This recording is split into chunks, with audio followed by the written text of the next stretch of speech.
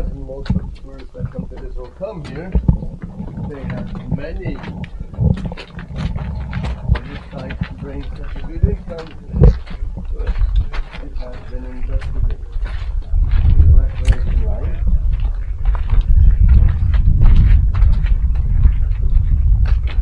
These are original paintings from 2,000 years ago.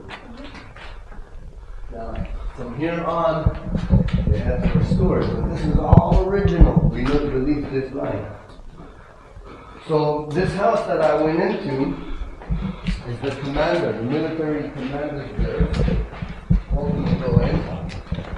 And what they want to do here is to show you the standard, the highest standard that King Herod builds.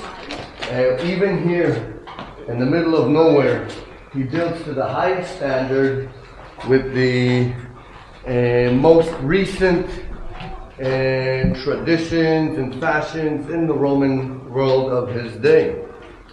A lot of the places that we've been through, it kind of seems that these people lived a very crude lifestyle inside of these rock homes.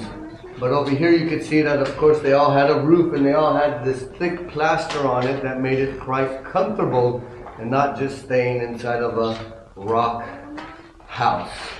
And this guy here, he would have a fancy schmancy walls, and once you put a layer of plaster, there was a very professional artist who would come and he would paint the wall, and these paintings have survived even 2,000 years. These are all original. Now, the Josephus, he was never here when he wrote. He was already in Rome, but he had access to all of the commanders' reports, and they had to come, and he had the permission to interview them. And of course, he was writing for Caesar too, so that gave him authority. And when he writes, sometimes people kind of doubt his writings because he was never here. And when he writes about this room, he describes it being full of marble. Brother, there's no marble here whatsoever. You see that, Josephus? You can't trust that guy. Marble, please.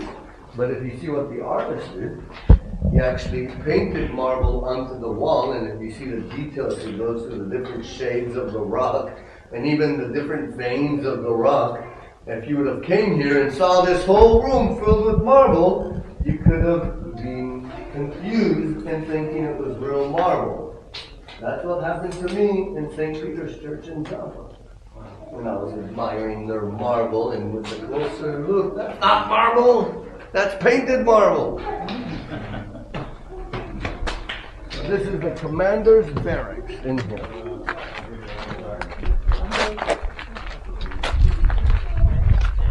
Saddam Hussein's palaces were that way too. You start looking at it.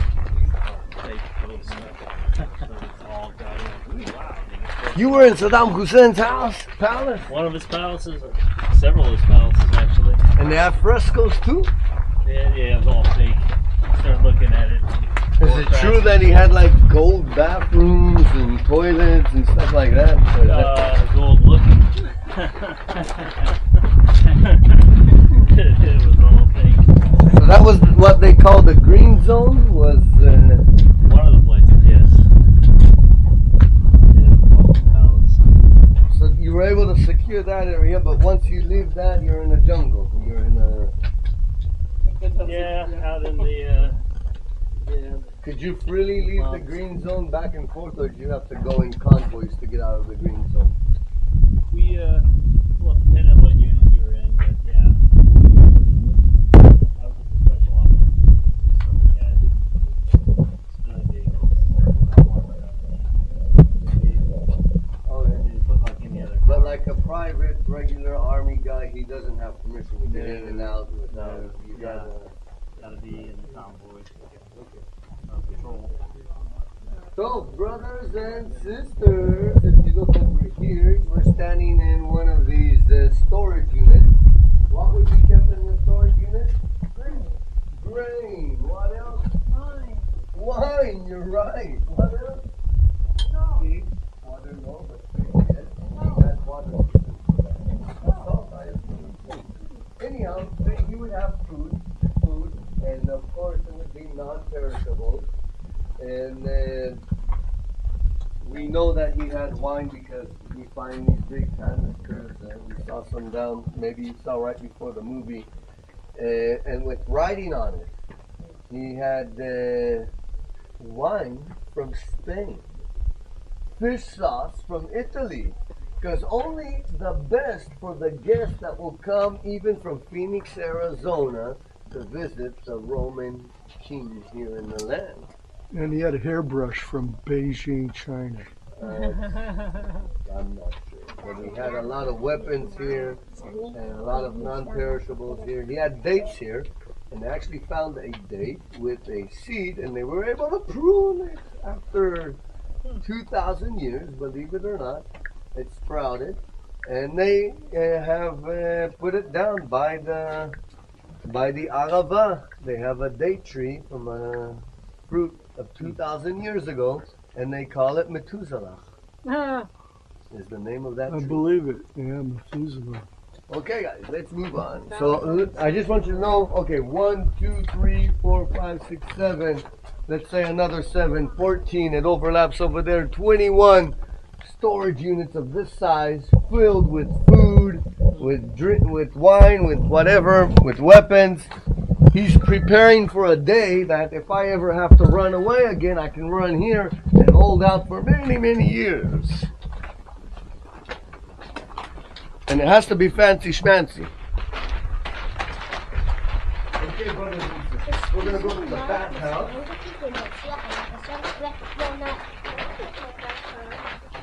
Let's go visit the bathhouse. This is going to be the bathhouse. We're going to come back here. Maybe I can go to the bathhouse and go around. I don't know. That's the building.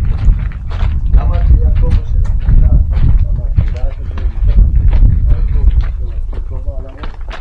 Yung ito ko sa beme.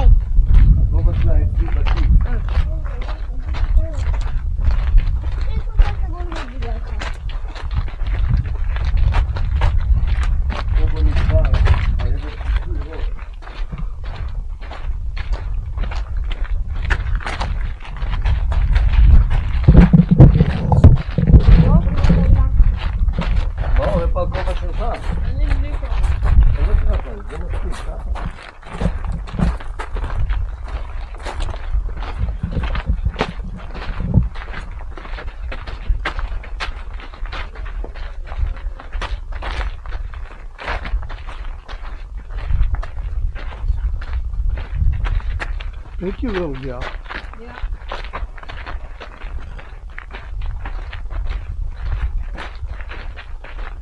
Oh, good.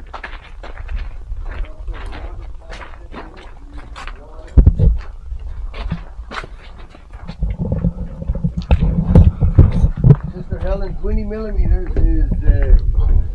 This is a little bit over 2 centimeters of water a year. So how, with 20 millimeters of water, how are you going to have a bunch of water here? So let's get away from this model, and this other group will come in, and I will explain while he shows. What you need to notice is these holes in the rock. All of these holes in the rock were pre-dug cisterns. And he had these canals leading to those cisterns. So let's make room over here for the other group so they can come and stand around the model. Guys, you can use the model if you want. I'm not going to be taking that at the moment.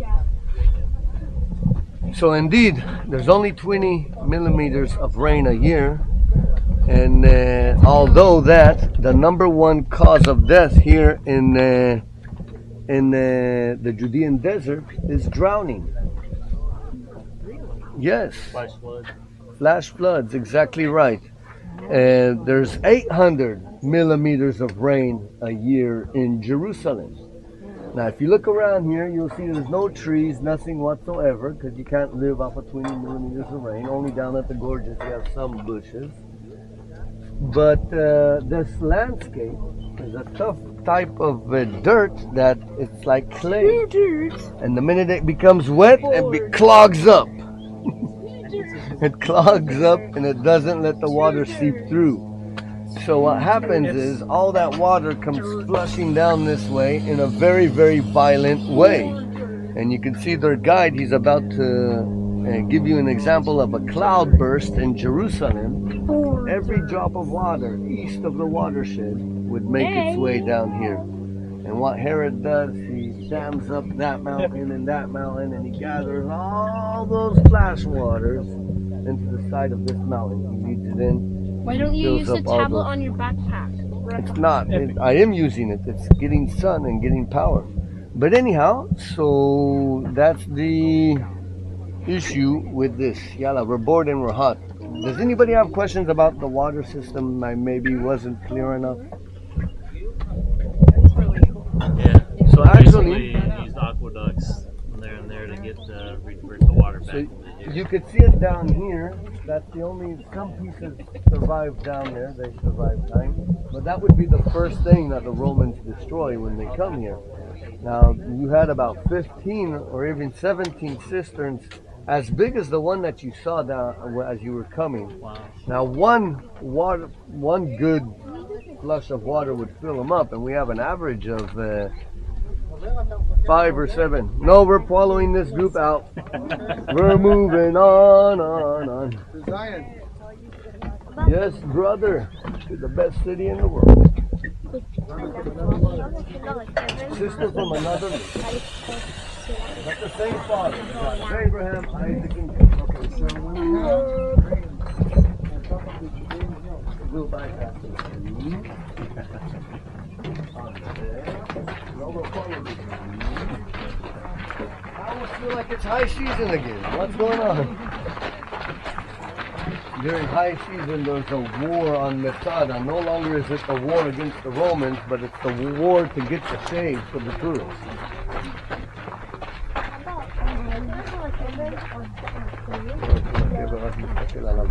איזה קבר?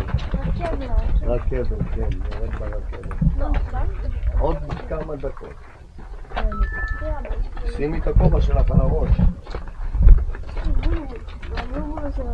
Why do kids don't like wearing hats? I do not understand. Don't want to be protected from the sun. So we're walking in this corridor next to a building which is described as the synagogue of Masada.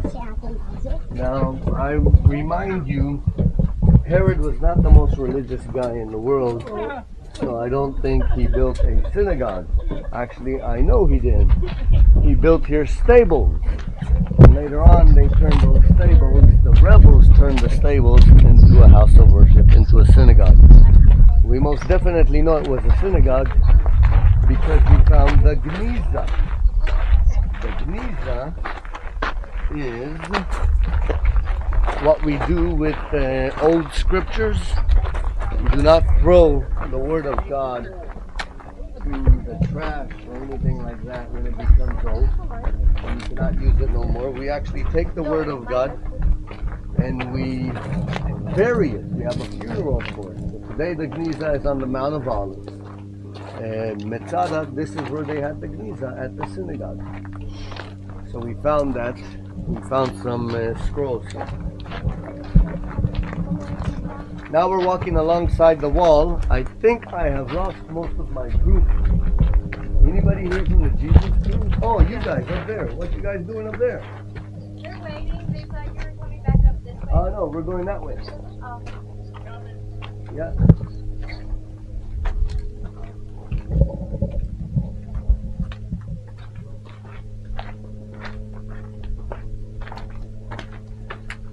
Okay, this is the last stop, I promise you, the last stop before we go to the cable car.